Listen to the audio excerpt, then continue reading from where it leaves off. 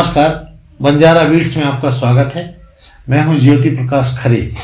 आज हम आपको मिला रहे हैं एक ऐसे साहित्यकार से जो केंद्रीय विद्यालय से सेवानिवृत्त हैं, आर्ट्स शिक्षक के रूप में जाने जाते हैं। चलिए मिलते हैं डॉक्टर R.C. वर्मा। नमस्कार वर्मा जी। हाँ, नमस्कार सर। नमस्कार वर्मा जी, जैसा कि हमने उल्लेख किया, आप शिक्षक, आर्ट यानी कला शिक्षक भी हैं, साहित्यकार भी हैं। तो हमारे दर्शकों को अपने बारे में बताइए, आपका जन्म कहाँ से हुआ, कहाँ से आपने अपने जीवन की शुरुआत की। पहले तो मैं बहुत बहुत धन्यवाद आपको बंजारा बीट्स को देना चाहता हूँ जी कि कुछ ऐसे लोग हैं जिनका जन्म ऐसी जगहों पे हुआ जिस गांव में अभी तक लाइट नहीं पहुंची, ऐसा पिछड़ा हुआ एरिया। वहाँ मेरा जन्म हुआ। कानपुर देहात उस समय था, इस समय तो कानपुर नगर में आता है। कानपुर से 30 किलोमीटर दूर है। बजरंगबली का एक स्थान है बहुत पुराना, कुड़नी उसको बोलते हैं जी। तो उसके 3-4 गांव उसके मजरे में आते हैं। तो उसमें एक हमारे गांव का नाम है बंगला। अच्छा। तो उसका इतिहास बताते हैं कि कभी महामारी आई थी तो कहीं पुराने गांव को छोड़ करके ये लोग उस महामारी से बचने के लिए वहां आकर के बसे थे और बंगले डाल करके किसी तरह से रहे। तो तब से वही उसी नाम वही नाम चल पड़ा कि बंगला। जी जी। बंगला से लगता तो ऐसा है कोई बहुत बड़ा बंगला होगा, लेकिन वो तो बंगले के पीछे मेरी बेरी के नीचे, लेकिन वो बेरी वाला नहीं है। तो बचपन बड़ा विचित्र स्थितियों से गुजरा जी। जब मैं गर्भ में 7 महीने का था तभी हमारे पिताजी गुजर गए थे जी। यानी हमने अपने पिताजी को नहीं देखा जी। तो हमारे परिवार के जो अन्य लोग थे, चाचा और ताऊ जी ने मिल करके पाला, किसी तरह से आके पढ़ाया। फिर बढ़ते बढ़ते कानपुर में किसी तरह से जाना हुआ, फिर वहाँ पर आके पढ़ाई हुई। और विचित्र बात यह है कि मेरी माँ को बच्चे सर्वाइव नहीं करते थे, गुजर जाते थे। तो ये था कि अब जो है पिताजी है नहीं, तो ऐसी स्थिति में जन्म लेते ही उस बजरंगबली का जो मंदिर वहाँ के पुजारी थे उनको डंडी बाबा कहते थे। तो उनको बुलाया गया और उन्होंने मुझको खरीद लिया। खरीदने में उस समय जो भी पैसा दिया हो, 1 आना 2 आना जो भी चलता हो तो दिया, और हमारे गले में एक रुद्राक्ष का एक माला पहना दी। रुद्राक्ष का एक दाना केवल पहनाया। तो तब से मेरा बचपन में नाम पड़ गया मोला। सब लोग कहते थे ये जो है बच्चे को खरीदा गया है, तो ये मूल से मोला। हाँ, मोला, मूल से मोला हो गया। तो जब थोड़े थोड़े बड़े हुए तो लोग चिढ़ाते थे बच्चे, ये मोला जा रहा है, मोला जा रहा है। वो गले में कंठी, तो जैसे जैसे धीरे धीरे समझ में आए तो कंठी वंठी हमने तोड़ दाड़ के फेंक दिया। बड़ा बुरा लगता था, ये मोला मोला कहते। अब स्थिति ये थी कि करीब 7 साल की उम्र में हमारे गांव से दूर था एक दूसरे गांव में स्कूल। तो किसी पड़ोसी ने जाकर के हमको एक दिन वहां पर पकड़ के ले गए, चलो तुम्हारा नाम लिखा है, एडमिशन। क्योंकि कोई और देखने वाला था नहीं, घर में जो थे सब लोग अनपढ़, माता जी भी वैसी स्थिति में थे। तो दूसरे लोग वहां पर ले गए और पंडित जी को, गांव में शिक्षकों को पंडित जी बोलते, तो उन पंडित जी को बताया भैया ये बच्चा है हमारे पड़ोस में, इनका नाम लिख लो। तो गांव की भाषा में माँ साहब, मुंशी जी इनका नाम लिख लो। तो क्या नाम है? तो बोले नाम तो नहीं पता, गांव में मोला मोला कहते। तो बोले बताओ क्या लिखना? बोले आपको जो लिखना हो लिख लो। तो उन्होंने रमेश चंद्र लिख लिया। तो बोले डेट ऑफ बर्थ क्या है, जन्मतिथि? बोले वो तो कुछ पता नहीं। तो उन्होंने अपने अनुमान से लगा करके 10 मार्च 1957 डेट ऑफ बर्थ लिख ली। अच्छा। वही आगे चल पड़ी सब अंदाज से। दूसरे ने नाम दिया, दूसरे ने स्कूल पहुंचाया, दूसरे ने जन्मतिथि रखी। इस तरह से बचपन आगे बढ़ा। बचपन से ही ऊपर वाले की ऐसी स्थिति, चूंकि बजरंगबली के महंत के द्वारा खरीदा गया था, तो क्या प्रतिभा रही, क्या स्थिति रही। तो बचपन से ही बहुत होशियार रहा। हर क्लास में फर्स्ट डिवीजन आते थे। तो हर क्लास में मॉनिटर बना देते थे। बोले ये रमेश कुमार मॉनिटर बनाओ, तो वही जाकर के आगे देखते थे। तो ऐसे चल के धीरे धीरे करके high school, inter, BA, MA, B.Ed सारा फर्स्ट डिवीजन निकला। हुआ ये कि एक बार PhD भी आपने किया? PhD भी किया। कहाँ से किया आपने? PhD चित्रकला में ही है वाजिद अली शाह के समय की अवध की चित्रकला। उसके बाद MSc भी किया। अच्छा। MSc value education and spirituality. तो इस तरह से जो है शिक्षा के क्षेत्र में, तो मैं बात बता रहा था, जब मैं हाई स्कूल में था तो पहली बार रिजल्ट वहाँ पेपरों में आता, तो ये था कि हाई स्कूल अभी तक तो तुम पास होते आए, लेकिन हाई स्कूल तो बहुत ऊंची चीज़ है, तो इसलिए बड़ी घबराहट थी। तो हम डेली 30 किलोमीटर जाते थे साइकिल से स्कूल पढ़ने, जहाँ था हाई स्कूल, इंटर कॉलेज। तो जिस दिन रिजल्ट निकला तो वहाँ जाकर हम भी पहुँचे, भाई रिजल्ट पहुँचे, तो वहाँ तो रिजल्ट बताने वाले थे। तो जब वहाँ काफ़ी भीड़ छटी तो बीच में हिम्मत करके गए, भैया हमारा जो है रमेश चंद्र देख लो। बोले किस में देखा? हमने 3rd डिवीजन में देखो। तो 3rd डिवीजन में देखा तो उसमें नहीं था, तो निराशा हुई कि लगता फेल हो गए। तो फिर जाके दूर खड़े हो गए। फिर थोड़ी देर बाद भीड़ और छटी तो हिम्मत करके फिर गए। हमने कहा भैया जरा वो 2nd वाले में देख लो। तो उन्होंने 2nd में देखा, उसमें भी नहीं था। अब बुरी तरह से हाथ पैर फैल गए, लगता है हम फेल हो गए। अच्छा, फिर जा करके जब सब निपट गए, कोई भीड़ नहीं रही, तो दोबारा तिवारा में उसके पास गया, भैया ऐसा है हम इतनी दूर से आए हैं 30 किलोमीटर से, 1st वाले में देख लो, कहीं ऐसा तो नहीं कि उसमें हो। बोले यार बार बार परेशान करते, वहां से चल देते। तो फिर उसने 1st वाले में देखा तो उसमें था 1st वाले में। अरे, तो वहां से हमें लेवल पता चला अपना। हाँ। तो इसलिए फिर हाई स्कूल के बाद फिर इंटर, फिर BA, फिर MA, सब लगातार जो है ज्यादा नंबर होते गए और लगातार 1st डिवीजन निकलता चला गया। अच्छा, साहित्यिक गतिविधियां आपके अंदर कैसे उपजी? बहुत मजेदार प्रश्न किया आपने। हम बचपन में गांव में जो छोटी छोटी कहानियां होती है उनको जो है कविता के रूप में लिखा करते थे। ये नहीं पता था ये कविता ये क्या है, उसको तुकबंदी के हिसाब से उसको आगे बढ़ते थे। फिर हमारा सिलेक्शन हुआ, हिंडाल्को फैक्ट्री है ये रेणुकूट मिर्जापुर जिले में जी। तो वहां पर जो है, वहां पर भी कला शिक्षक के रूप में हुआ। तो वहां पर एक दिन था कवि सम्मेलन, तो हमारे जो मित्र थे बोले चलो कवि सम्मेलन चलते। हमने कहा ये क्या होता है? बोले कवि सम्मेलन नहीं जानते? हमने कहा नहीं जानते, अब गांव के रहने वाले, कुछ ABCD पता नहीं। तो वहां गए तो वहां देखा सब लोग अपनी अपनी रचनाएं पढ़ रहे। हमने कहा इसी कवि सम्मेलन कहते। हम कहा ये तो हम बचपन से करते आ रहे हैं। अच्छा। बोले यही तो होता है। हाँ।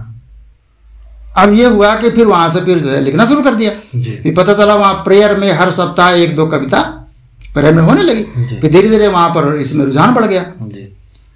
फिर धीरे धीरे हुआ ये कि वहां की स्थिति देख करके लोगों ने कहा कि सर आप थ्रू आउट 1st क्लास हैं, इतने दूर यहाँ फंसे हुए हैं।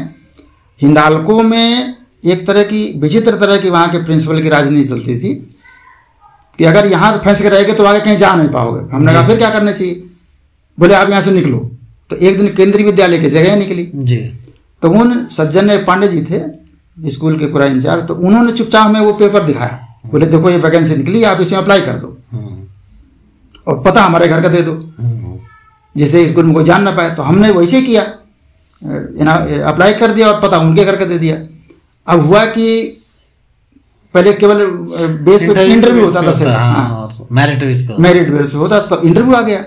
जब इंटरव्यू आया तो उन्होंने लेटर दिखाया, चुपचाप घर में बुलाया, बोले वर्मा जी ये इंटरव्यू आपका आ गया, अब चुपचाप निकल लो। हमने कहा फिर छुट्टी उट्टी? बोले छुट्टी उट्टी के चक्कर में नहीं पड़ो, आप तो जाओ, हम यहाँ सब देख लेंगे। हम चले गए, वहाँ कानपुर में इंटरव्यू हुआ IIT में।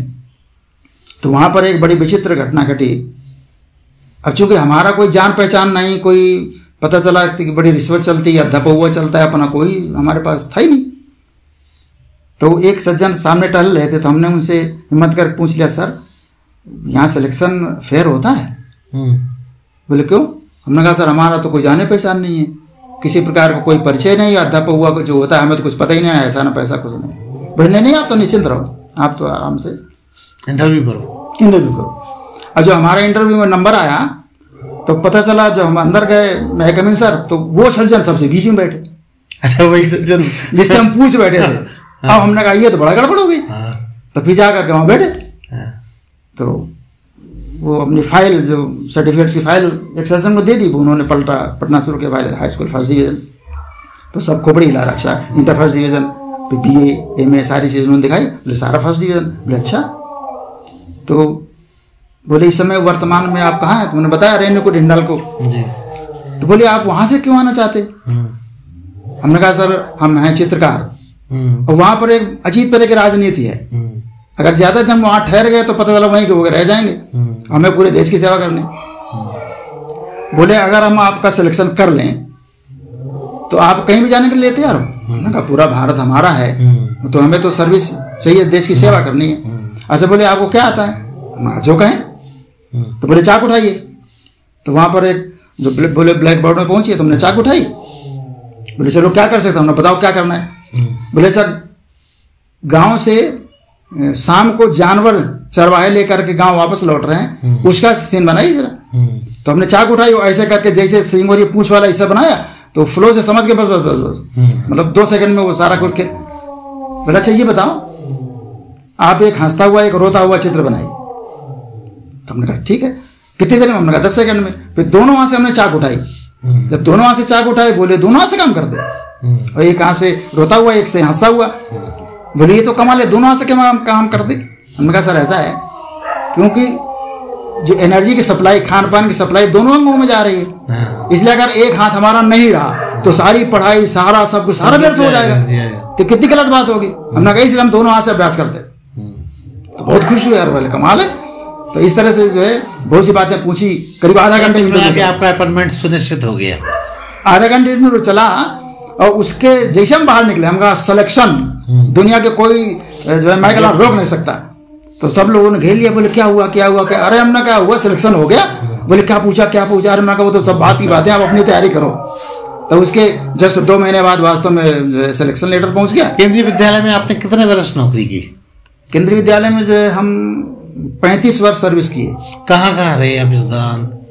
ये 22 अप्रैल 1983 को बबीना में हमारी पोस्टिंग हुई, पहली पोस्टिंग।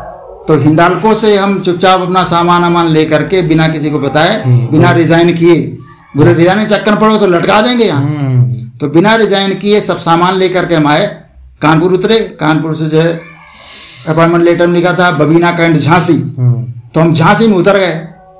लोगों से पूछा भैया बबीना कैंट कहाँ है? बबीना कैंट झांसी। बोले यहाँ से तो 26 किलोमीटर दूर है। हमने कहा इसमें तो झांसी लिखा है। बोले है वो झांसी में, लेकिन यहाँ से दूर है। हमने कहा फिर? तो बोले दूसरे साधन से जाइए, वो तो गई गाड़ी। तो भी हम किसी तरह से बस के द्वारा वहाँ बबीना स्टेशन पहुंचे, फिर वहां से रिक्शे के जरिए केंद्रीय विद्यालय में पहुंचे। और वहां के प्रिंसिपल इंतजार कर रहे थे, अरे बोले वर्मा जी आइए, बड़ा कला प्रेमी थे वो। तो इस तरह से वहां पर ज्वाइनिंग। बबीना में कितने बरस रहे आप? बबीना में रहे 15.5 साल। फिर आगे कहाँ रहे? उसके बाद फिर ट्रांसफर हमारा हो गया बरवाहा। ये कहाँ? इतना दूर महाराष्ट्र में। अच्छा फिर? तो फिर वहां हम नहीं गए, क्योंकि मदर हमारी अकेली थी। तो हमने कहा कहीं इधर कहीं हो जाए। तो हम दिल्ली गए, प्रयास किया। तो उन्होंने भंडारा कर दिया, बोले बहुत अच्छी जगह है वहां पर, महाराष्ट्र में वो भी महाराष्ट्र में था। वहां भी नहीं गए। तो फिर जो किसी ने बताया जो है करेरा या KV3 झांसी में, तो भोपाल रीजन में उस समय स्कूल था। तो केंद्रीय विद्यालय नंबर 3 के लिए जो है पोस्ट ड्राइंग टीचर की इसमें जो है सेंक्शन कराई, पोस्ट नहीं थी। सेंक्शन तो हो गई, लेकिन वो जुगाड़ लगा, कोई दूसरा पहुंच गया, हम फिर लटक गए। अच्छा। फिर वहां जब गए भोपाल, हमने कहा सर वो पोस्ट तो हो गई, आप भेज दीजिए हमें। अरे बोले तो वहां किसी दूसरे को भेजना पड़ गया, बड़ा ऊपर से प्रेशर पड़ रहा था। हमने कहा सर पोस्ट हमने क्रिएट कराई, दिल्ली की दौड़ लगाई, जाना क्या क्या हुआ। बोले अब जो है ऐसा है करेरा में पोस्ट खाली है, आप कहो तो वहां भेज दें। हाँ ठीक है। तो हमने कहा सर वहीं भेज दो। तो यहीं से पास ही था। कितने बरस रहे करेरा? तो करेरा फिर जो है हम करीब 6.5 साल करेरा रहे। अच्छा, फिर उसके बाद आपका ट्रांसफर झांसी हुआ? उसके बाद KV3 में हुआ। यहाँ कितने बरस रहे आप? यहाँ पर करीब 15 साल रहे। अच्छा, तो मैं वापस आपकी साहित्यिक गतिविधियों में आता हूँ। साहित्यिक गतिविधियों में आप किस तरह की रचना का सृजन करते रहे और कर रहे हैं आजकल? एक्चुअल में हमें देश से बहुत प्यार है, क्योंकि इतिहास के भी छात्र रहे। तो इतिहास में पता चला कि कैसे कैसे लोगों ने हमारे देश को छला है, जाने क्या क्या हुआ। इसलिए इस देश के प्रति हमारी रचनाएं बहुत नहीं, हमारी कलम उसी पे चली। हमारा कुछ भी हो जाए, इसलिए देश के प्रति समर्पित। दर्शकों को कोई आपकी ऐसी रचना जो बहुत महत्वपूर्ण हो आपके लिए, वो कुछ की चाल आए नहीं? मैंने एक छंद लिखा था, देश ने दिया है मुझे अन्न वायु नीर गेह, देश ने दिया है मुझे अन्न वायु नीर गेह, रोम रोम अपना एहसास दबा जाता है, और देश के सपूत सदा जीते हैं देश हेतु, इस वसुंधरा का इतिहास ये बताता है। क्या बात। देश के लिए लिखा है, देश पे लिखूंगा नित्य, और जन्म कोटि कोटि चंद्र देश पे चढ़ाता है, और देश पे लिखा है दे और देश पे लिखूंगा नित्य, और देखता हूं कौन मेरी लेखनी झुकाता है। इसलिए देश पर समर्पित रचनाएं मेरी अधिकांश मिलेंगी। कोई एक आध रचना और सुनाइए हमारे दर्शकों को।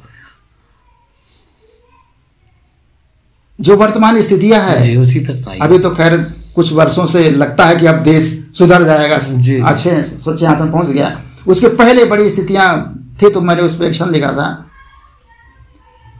इन कायरों को देख देख ऐसा लग रहा है आज, जैसे जैसे 70 सालों में क्या क्या होता है देश में, कैसे कैसे इसको लूटते खसोटते आए, कैसे कैसे कॉन्स्पिरेसी चल के पाकिस्तान चीन के साथ मिल करके इस देश के साथ जघन्य कारनामे करते रहे। तो उस पर मैंने लिखा था, इन कायरों को देख देख ऐसा लग रहा है आज, अब तो इस धरा पे वीर आने बंद हो गए, और क्षुद्र धूर्त औने पौने पैदा हो रहे हैं नित्य, और हष्ट पुष्ट देह के सयाने बंद हो गए। इसीलिए घुट रहा है आज अपना इंकलाब, इसीलिए घुट रहा है आज अपना इंकलाब, आज इन सभी के जोश दंग फंद हो गए, और रक्त में उबाल चंद्र जोश ज्वाल वाले गीत होते थे कभी, वो अब पुराने छंद हो गए, होते थे कभी वो पुराने छंद हो। डॉक्टर साहब, एक महत्वपूर्ण सवाल ये है कि आप बहुत अच्छा वीर रस पे आपकी रचनाएं मुझे जो समझ आ रही हैं, तो ऐसा आप कभी मंच पे भी गए हैं या आपका कुछ प्रकाशन भी हुआ है? जब हम बबीना में थे तो हम लोगों ने एक साहित्य संस्था की रचना की थी, तो उस पे जो है लगातार गोष्ठियां होती थी। एक हमारे मित्र थे इंद्रपाल सिंह परिहार अभय, बेचारे अभी इसी दीपावली में उनका देहांत हो गया। ऊपर दीपावली में ऊपर दीपक जलाने गए थे, तो किसी तरह उनके जहाँ रह रहे थे उस बाउंड्री नहीं थी, तो समझ नहीं पाए, हाँ नीचे गिरे और ऑन द स्पॉट खत्म हो गए। तो हमारे बहुत अच्छे मित्र थे, तो उनके साथ जो एक साहित्य गोष्ठी चलती थी, हरदम चलती थी। तो कभी सम्मेलन वहाँ करवाते थे, तो लोगों का रचनाएं बहुत पसंद आती, तो बहुत बार हमारी लाइनों को जो है उसमें न्यूज़पेपर में हेडलाइन बना करके कोड करके दिया गया जी, तो बहुत अच्छा लगता था। कुछ रचनाएं उस दौर की सुनाइए अगर याद आती हैं तो। उस समय डंकल और डंक का चल रहा था कि देश कैसे कैसे हो जाएगा, तुम इसके चक्कर में पड़े हो, विदेशी आकर यहाँ कंपनियां खोल रहे हैं ऐसे ऐसे। खैर अब तो उसका कॉन्सेप्ट बदल लगता है, तो ठीक हो रहा है जो हो रहा है, कम से कम विदेश में लोग आके संपत्ति अपनी लगा रहे हैं। तो उसमें एक रचना थी कि डंकल का डंकना चुभाओ हिंद सीने बीच, और गैट की लपेट में ये देश बिक जाएगा। इस तरह से वो बहुत समय से पढ़ी नहीं, इसलिए याद नहीं है कि डंकल का डंकना चुभाओ हिंद सीने बीच, और गैट की लपेट में ये देश बिक जाएगा।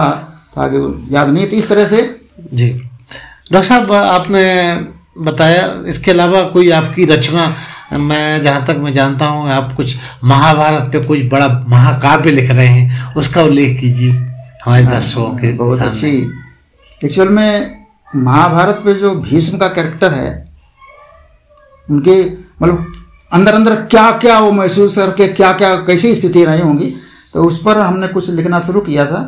तो हमारे साथ में एक पीजीटी हिंदी थे, तो उनके साथ रहते थे, तो हम कुछ लिखते थे, तो उन्हें ट्रांसफर होकर गया, तो उन्होंने देखा, बोले ये क्या है। हमने कहा सर मुझे महारथी भीष्म पर हम कुछ रचना कर रहे हैं। बोले सुनाओ। उनको सुना, अरे बोले यार वर्मा जी ये तो कमाल है, इसको आगे बढ़ाओ। तो फिर उस पर जो है लिखना शुरू किया कि पूरा कैसे कैसे जन्म हुआ पांडवों का, कौरवों का, फिर आगे कैसी स्थिति बनी, ताना वाना बनाया, पूरा ताना वाना बनाया, फिर उस पर आगे बढ़े।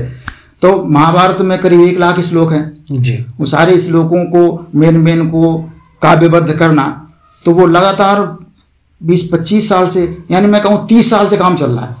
अच्छा, अभी जारी है? अभी जारी है। इतना बड़ा उसका कैलेबर है जी कि लगता है कोई पहलू छूट न जाए जी, इसलिए जल्दीबाजी ना करके जी उसमें बहुत गहराई से लगे हुए हैं। तो हिंदी में है या किसी उसको हिंदी कविता में, हिंदी कविता में, और उसके अलग अलग छंद हैं जी, विभिन्न छंदों का प्रयोग करते हुए पूरा इतिहास को, महाभारत को ट्रांसलेट किया जा रहा है हिंदी कविता में। अच्छा अच्छा, ये प्रोजेक्ट कब तक पूरा होने की संभावना है? हमारे दर्शक जानना चाहेंगे कब तक आप ये परोस पाएंगे उनके लिए। अब कई बार लगता है कि इतना ज्यादा बड़ा हो रहा है वो, तो आगे कितने पृष्ठों का होगा लगभग? तो हमें लगता है वो 2-2,500 के ऊपर जाना चाहिए। तो इतना मोटा छपे या ना छपे या केवल उसमें डिजिटल में लिखिएगा, छापने की जिम्मेदारी हम आने वाली पीढ़ी की है। तो इसलिए लगता है कि आगे उसका क्या होगा, लेकिन लगता है कि होगा जो होगा, लेकिन हम अपना कर्तव्य निभाएं। इस देश में इतिहास और संस्कार संस्कृति अगर ग्रंथ नहीं होते, यानी रामायण कविता है, महाभारत कविता है, वेद कविता है, सारी चीजें जो है वेद उपनिषद सारा कविता ही तो है जी। इसलिए कविता जो अपना प्रभाव छोड़ती है वो गद्य नहीं छोड़ पाता जी। इसलिए लोगों ने काव्यों का सृजन किया और लगातार उनकी स्थितियां ऐसी बनी कि इस देश का इतिहास सामने आता रहा। तो इसलिए समर्पण है, लगातार हम उसको पूरा करें, लिखेंगे। और मैं चाहूंगा कि अगर आपको उसका कुछ छंद आपको याद आते हो या हमारे दर्शकों को आप अपनी भाषा में बता पाएं, कुछ स्मरण कराएं तो अच्छा लगेगा। अब एक्चुअल में उसका याद तो नहीं हो पाया, उसके 1-2 लाइन संदर्भ बता दीजिए। हाँ, वो जो है भीष्म शिकार खेलते खेलते, भीष्म के पिता शांतनु शिकार खेलते खेलते जब जंगल में गए तो जो उनकी शिकार की उनके साथ और जो सेना थी उससे दूर चले गए, तो किनारे जाकर गंगा के किनारे पहुंचे। तो वहां पर गंगा साक्षात अपने रूप में आकर के तो उनका सामने रूप आया। पहले तो वो जो उसमें जो पानी पीने को हुए तो पीछे से आवाज आई, तो उन्होंने देखा ये कौन है, मतलब कोई दिख नहीं रहा है, आवाज हंसी कहां से आई। तो संदर्भ है, तो इतना सुंदर उनका रूप। तो उस पर 1-2 लाइन मुझे याद है कि कटि भाग में मणि मेखला इस भांति शोभा पा रही। गंगा का वर्णन है कि कटि भाग में मणि मेखला इस भांति शोभा पा रही, मानो नदी वक्रादुकूलों से कसी बल खा रही। तो बड़ा उसको मार्मिक और बड़ा जिसको कहना चाहिए बड़ी सभ्यता संस्कारों से करके उस सीन को पेश किया गया है, जिससे किसी प्रकार की वो उच्छृंखलता न वहां दिखाई दे। बहुत अच्छा बन पड़ा है, जब सामने आएगा तो बहुत अच्छा है। अच्छा वर्मा जी, लिखने के अलावा चित्रकला के अलावा आपके और भी कई शौक हैं, उनका संक्षिप्त में उल्लेख कीजिए, क्योंकि हमें पता है आप बहुमुखी प्रतिभा की धनी हैं। आप मूर्ति कला भी ऐसे भी जुड़े रहे और भी तमाम। जी, अब एक्चुअल में जीवंत धरा का कण कण है, तुम अनुभव तो करके देखो, इनके सीने में अपनी धड़कन थोड़ा धड़के देखो। तो हर चीज में कोई ना कोई संदेश छुपा हुआ है। इसलिए जितने धरती के पेड़ पौधे हैं, जीव जंतु हैं, सभी कुछ न कुछ प्रेरणा देते।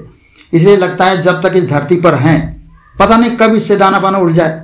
काल का क्रम है निरंतर जो कभी रुकता नहीं है, और शीश इसका गति प्रगति में भी कभी झुकता नहीं है। और आत्म और परमात्म चिंतन के निराले राज योगी, और तुम अमर हो दीप शाश्वत जो कभी बुझता नहीं है। तो उस दीप शाश्वत को लेकर के हमें जाना है, निश्चित जाना है। कब जाना है, कहाँ जाना है, बिल्कुल पता नहीं, लेकिन वर्तमान समय के एक एक क्षण को इस विश्व के, इस देश के, इस धरती के, इस प्रकृति के, इन जीव जंतुओं के, सबके उसमें लगाना है।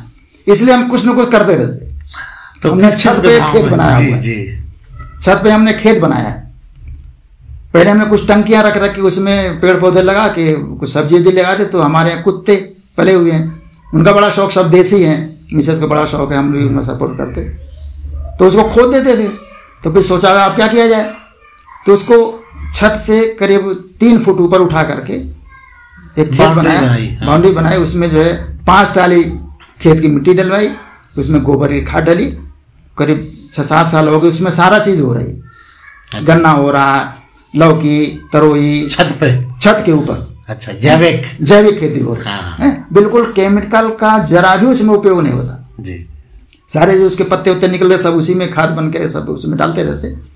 तो लौकी है, मिर्च है, धनिया है, मूली है, गाजर है, पालक है, मेथी है, तो बाजार से आपको सब्जी खरीदने की जरूरत नहीं है, कम पड़ती है, लेकिन जो है जब खूब होती है तो बांटते भी है, इतनी कितनी खाएं। तो जो बात है भैया यार ये लेते जाओ, तो इस तरह से उसमें बड़ा अच्छा लगता है। यानी हम इस देश का, इस नेचर का कितना सपोर्ट कर सकते हैं।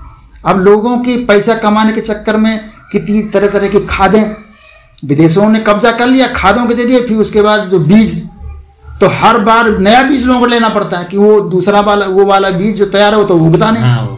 इसलिए बुरी तरह से जाल में फंस गए हैं किसान भी। तो जब हम लोग बचपन में गांव में थे तो कोई खाद वाली उपयोग नहीं होती थी, गोबर की खाद उपयोग होती, लोग जानवर पालते थे, उसे सब कुछ दूध भी होता तो खेत भी सब अच्छे होते थे। तो लोगों को संदेश देने के लिए भैया यार कुछ नेचर के बारे में सोचो। मैंने मुझे पता है कि आपके घर में हार्वेस्टिंग सिस्टम भी है। जी, बहुत अच्छा प्रश्न किया। सदैव मैं एक बाल्टी में नहा लेता हूँ, एक बाल्टी से ज्यादा मुझे लगता है तो बड़ा गड़बड़ हो रहा है। कुछ लोग पता चला शावर खोल के नीचे बैठ जाते, लगातार पानी बह रहा, नहा रहे हैं, बर्बाद करते हैं। अरे एक एक बूंद कितनी अमूल्य है, कहीं कहीं एक एक गिलास कितने मुश्किल से पानी मिलता है, कैसे झरनों से बेचारे इकट्ठा करते, फिर माता मैंने 10-10 किलोमीटर जाके वहां से लेके आते में मुश्किलें बहुत आती हैं। तो हमने सोचा यार ये जो है हमारा जो बरसात का पानी है, कुदरत हर एक के हिस्से का पानी देती, आपके छत में या आपके घर के एरिया में जो भी पानी गिरा वो आपका है, अब उसको आप संचित करो। तो संचित में आप भर के तो नहीं रह सकते, तो उसको किसी विधि से आप जमीन के अंदर भेजो। तो जमीन के अंदर जब भेजेंगे तो वाटर लेवल सही रहेगा, सारा सिस्टम सही चलेगा।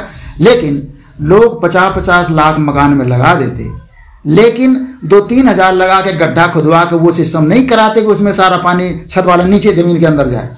तो ये हार्वेस्टिंग आपने खुद ही तैयार किया, खुद ही खोदा? हाँ जी, तो मुझे तो हर काम में बड़ा मजा आता है जी। तो हम जो हमारे घर में गैती, फावड़ा हो, तसले वगैरह रहते, हाँ, श्रम साध्य हैं आप। जी जी। तो उसका मैंने प्लान किया, हमारा गार्डन में पेड़ वेड़ भी लगे हुए हैं, उनके बीच में 4x6 एरिया मैंने उसको खोद के 6 फुट तक गहरा खोदा, खुद के उसे चिनाई करके लाया, छेद करके चारों तरफ उसके अंदर से बाउंड्री बनाई, उसमें पट्टियों से ढक दिया, उसमें सब गमले में रखे हुए। तो ऊपर बरसात का पानी जो बाहर जाता है वो सारा नल उसमें खोल दिया। जो नहाते धोते हैं घर में जो पानी यूज होता है उसका बाहर नाली का कनेक्शन फिर उसी में कर दिया। हाँ। हमारे घर में जो पानी यूज होता है सारा कोई आउटलेट नहीं है ना, सारा पानी उसी में जाता। तो इसलिए अगर सभी लोग थोड़ा सा सहयोग करें तो कुदरत आगे कितना देगी, कब तक देगी। गांव जो है नल सूख जाते, पानी देना बंद कर देते, ये हो जाता वो हो जाता, तो उसके लिए जिम्मेवारी हमारी है। प्रधान जी, इतने सारे आपके प्रोजेक्ट्स हैं, इसके अलावा और ऐसा कोई हिडन आपका शौक जो दुनिया को पता ही नहीं? जैसे मैंने बताया कि हर चीज में कुछ न कुछ सुंदरता छुपी हुई है।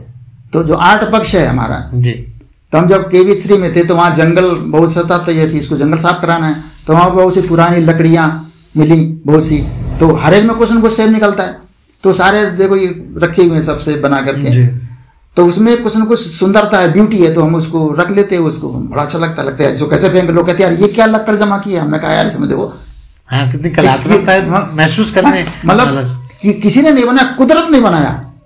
कई बार जो आपकी दीमक नहीं आती, दीमक लग जाने से वो कैसे निराले तरीके उसको लकड़ी को काट देती, अब उसको जरा ध्यान से देखो तो यार कमाल करते, कुछ ना कुछ उसमें शेप रहता है, कितने बढ़िया शेप होती है। और जैसे बुंदेलखंड है, बुंदेलखंड में हर जगह पत्थर, खोदो जमीन में तो पत्थर, अगल बगल पहाड़ियां भी पत्थर। तो उसमें मैंने 4 लाइन लिखी कि कुछ जमी पर पड़े के पड़े रह गए, कुछ धारा में गड़े के गड़े रह गए। मतलब ये हिंदू मतलब लोगों के जीवन की तरफ इशारा है कि आप देखिए समझिए उसको। कुछ जमी पर पड़े के पड़े रह गए, कुछ धरा में गड़े के गड़े रह गए, और चोट जिनने सही देवता बन पूजे, और जो डरे वो धरे के धरे रह गए। तो डरे कोई नहीं पूछने वाला। इसलिए जब तक जीवन है कुछ न कुछ करते चलिए। अगर इस जिंदगी में आकर आपने इस संसार को कुछ नहीं दिया, ऐसे चले गए, तो ऐसे करोड़ों लोग रोज पैदा होते मर के चले जाते, कोई नहीं पूछता। इसलिए कुछ न कुछ जो है रचना करके इस संसार को देके जरूर जाइए। रचना से याद आया, आप हमारे दर्शकों को कुछ और अपनी ओजपूर्ण रचनाएं जो आपके मुंह से बहुत अच्छी लगती हैं दर्शकों के साथ शेयर कीजिए।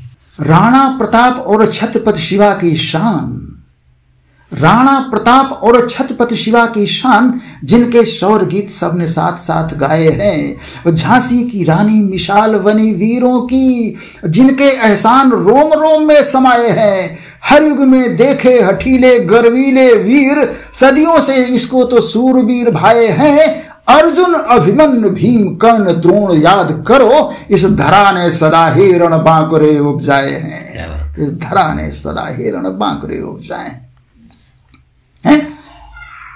अब इन रणबांकुरों को अगर हम अगली पीढ़ी के लिए नहीं बताएंगे कि ऐसे ऐसे इस धरा पे लोग हुए जिनकी वजह से हम आज जिंदा हैं, तो कैसे बात बनेगी? तो इसलिए जो है, बिस्मिल बटुकेश्वर आजाद भगत की वादी, बिस्मिल बटुकेश्वर आजाद भगत की वादी, दुनिया में शान रही धरती यह वीरों की। अर्जुन अभिमन्यु कोण दंड कोण अभिमन्यु, बिस्मिल बटुकेश्वर आजाद भगत की वादी, दुनिया में शान रही धरती यह वीरों की। नहीं याद आ रहा, बहुत समय से पढ़ा था क्या? सब कोई आप छंद सुनाइए जो इससे रिलेटेड, आपके पास तो बहुत हैं। जिंदगी है एक तराना, गुनगुनाना सीख ले। लोग बड़ा शिकायती अंदाज में जीते, पता नहीं कहाँ रहे थे। पड़ोसी से शिकायत, परिवार से शिकायत, बच्चों से शिकायत, बीवी देश से शिकायत मतलब शिकायत का पुतला, ऊपर वाले से शिकायत, नीचे वाले से शिकायत, अड़ोसी पड़ोसी, खुद से शिकायत। हे भगवान, हमारे लिए कुछ है ही नहीं, हमारा कोई वजूद ही नहीं। जिंदगी है एक तराना, गुनगुनाना सीख ले, और सर्व के सहयोग से महफिल सजाना सीख ले, और तूफान तोहफे में बदल जाएंगे, उठ पतवार ले, अरे कर्मयोगी बन सदा ही मुस्कुराना सीख ले। कर्मयोगी बन सदा ही मुस्कुराना सीख ले। नादान है वो लोग जो किस्मत पे रोते हैं, नादान है वो लोग जो किस्मत पे रोते हैं, आंसुओं में जिंदगानी को डुबोते हैं। अरे कर्म का फल कर्म के अंदर समाया है, मुस्कान पाते वही जो मुस्कान बोते हैं। क्या बात। इसलिए सदा मुस्कान बोते चलिए, किस दिन अंत हो जाए कोई ठिकाना नहीं। जी वर्मा जी, हमारा ये बंजारा बीट चैनल एक शिक्षाप्रद और इंफॉर्मेशन देने वाला चैनल है जी। आप हमारे दर्शकों के लिए अपने तरीके से कुछ संदेश दीजिए।